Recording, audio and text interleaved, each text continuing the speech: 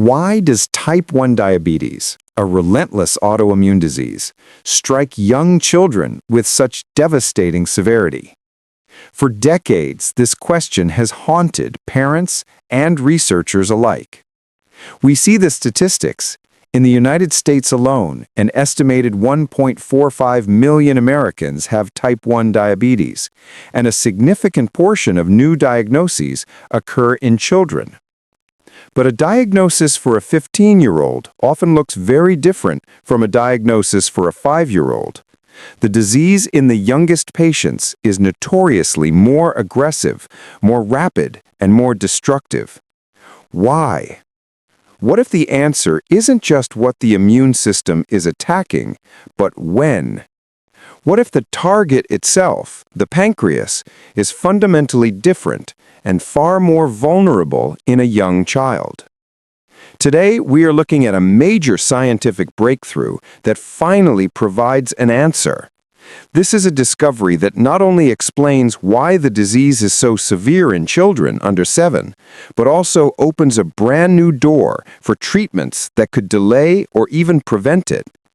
This is the kind of medical science that matters to every family, to every grandparent worrying about their grandchildren's future. We are breaking down this new research and what it means for the ones we love. If you believe in the power of understanding science to protect your family, you're in the right place. Stay with us and consider subscribing to Senior Stop for health insights that truly matter. The mystery of the aggressive disease. To understand this breakthrough, we must first understand the lived experience of type 1 diabetes. Let's consider the story of Gracie Nye, a story shared by the BBC that echoes the experience of thousands of families. On Halloween in 2018, Gracie was a happy, vibrant 1-year-old. She developed what seemed like a slight cold. Within 48 hours, she went from a singing, dancing toddler to a child near death. Her father, Gareth, describes the diagnosis as the worst part of our life. Suddenly, everything they took for granted, a simple meal, a glass of juice, a night's sleep, became a complex, high-stakes medical calculation. This is the reality of type 1 diabetes. This is not the more common type 2 diabetes, which is often linked to lifestyle and involves insulin resistance.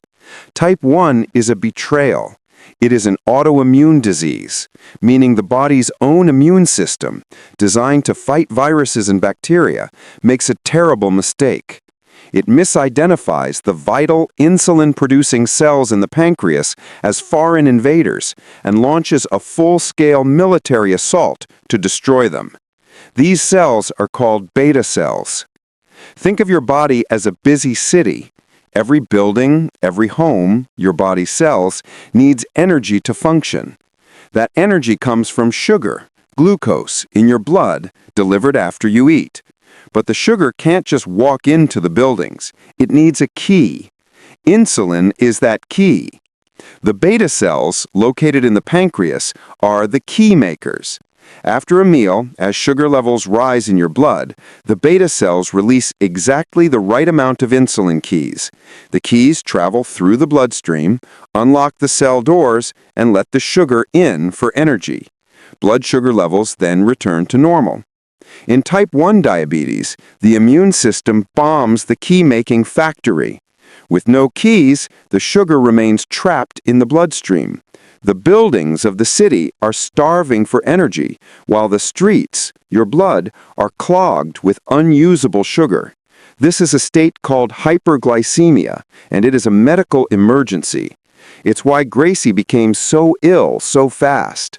It's why, without an external supply of insulin, via injections or a pump, the disease is fatal.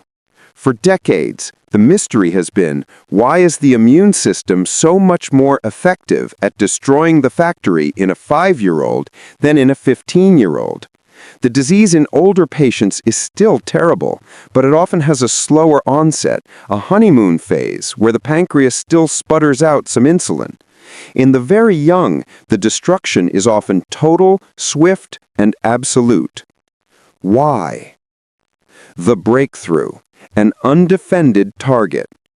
The answer, it turns out, lies not in the attacker, the immune system, but in the target, the pancreas.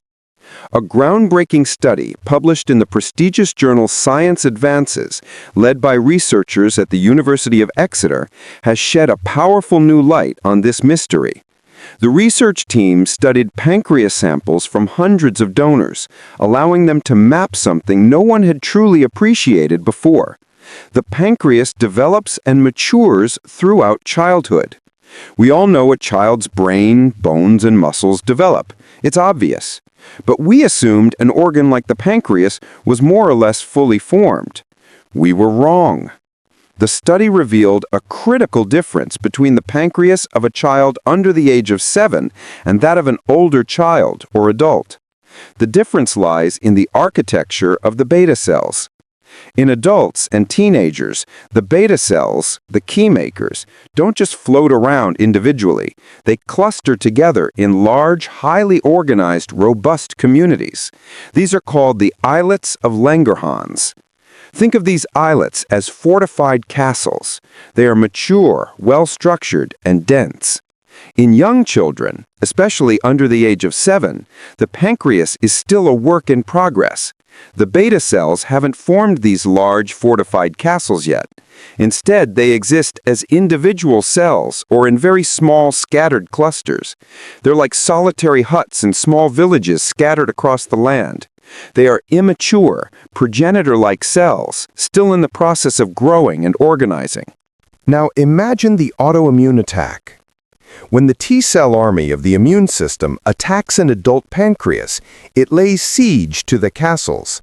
It's a brutal fight, and the castle takes heavy damage. Many beta cells are destroyed, but the structure is durable. It's harder to wipe out every cell inside. Some survivors may remain, still able to produce a small amount of insulin, leading to a slower, less severe disease progression. But when that same army attacks the child's pancreas, it doesn't find castles. It finds undefended, solitary huts. The immune cells can pick off and destroy these individual, immature beta cells with terrifying ease and speed. They are completely annihilated. The beta cells in a young child are not just destroyed, they are destroyed before they ever have the chance to mature. They are wiped out before they can ever build the castles that would have offered them some protection. This is the significant finding that Dr. Sarah Richardson from the University of Exeter highlighted. It's the missing piece of the puzzle. It's not that the child's immune system is stronger, it's that the child's pancreas is fundamentally more vulnerable. From tragic explanation to a new horizon of hope. This discovery is more than just a tragic explanation for a devastating disease. It is a roadmap for an entirely new strategy for treatment. For decades, our approach to T1D has been reactive. We wait for the factory to be destroyed, and then we spend the rest of the patient's life trying to manually manage their keys with insulin pumps and injections. It's a 24/7, 365 burden that the Nye family knows all too well. Now, this research points to a new, proactive strategy. What if we can protect the pancreas while it matures? What if we could pause the immune system's attack for just a few years? This is where new immunotherapy drugs come in. The one making headlines is teplizumab. In the United States, it's sold under the brand name TZIELD. Teplizumab is not a cure, it's a delay. It's an immunotherapy that re-educates or calms the attacking T cells, essentially telling them to stand down. It was approved by the FDA precisely for this purpose, to delay the onset of full-blown stage 3 T1D in at-risk individuals. Before this new research, the benefit of a delay might have seemed small. If you're going to get the disease anyway, what's the difference if you get it at age 8 instead of age 5? This study shows the difference is everything. A delay of 2, 3, or 4 years is not just kicking the can down the road, it is buying time. It is giving the child's pancreas a critical window to mature. If a 5-year-old at high risk for T1D is given this drug, the immune attack is paused. During that time, their pancreas keeps developing. The solitary huts begin to cluster. The small villages grow. They start to build the castles. Then, when the drug's effect wears off and the immune system eventually resumes its attack, it is no longer attacking a wide-open, vulnerable landscape. It is attacking the mature, more durable islets of Langerhans. The resulting disease may be far less aggressive. The child might retain some of their own insulin-producing cells for life, making the disease exponentially easier to manage, reducing the risk of complications, and dramatically improving their quality of life. This is the new hope. The UK has already licensed teplizumab, though it is not yet available on their NHS. But in the US, the path is already being forged. The vision for the future, as Dr. Richardson says, is much brighter. It involves screening healthy children who are at high risk, those with family members or specific antibodies, and then intervening before the first symptom ever appears. We can now see a future where a child diagnosed at risk for T1D is given an immunotherapy, their pancreas is allowed to mature, and the disease they eventually get is a fraction of the aggressive monster that children like Gracie Nye had to face. This is the power of understanding why. This research transforms our understanding of type 1 diabetes from a simple attack and destroy disease to a complex developmental one. It gives us a new target, a new strategy, and most importantly, a new, tangible hope for the youngest and most vulnerable members of our families. For those of us at Senior Stop, this is what we watch for: the science that gives our children and grandchildren a better, healthier future.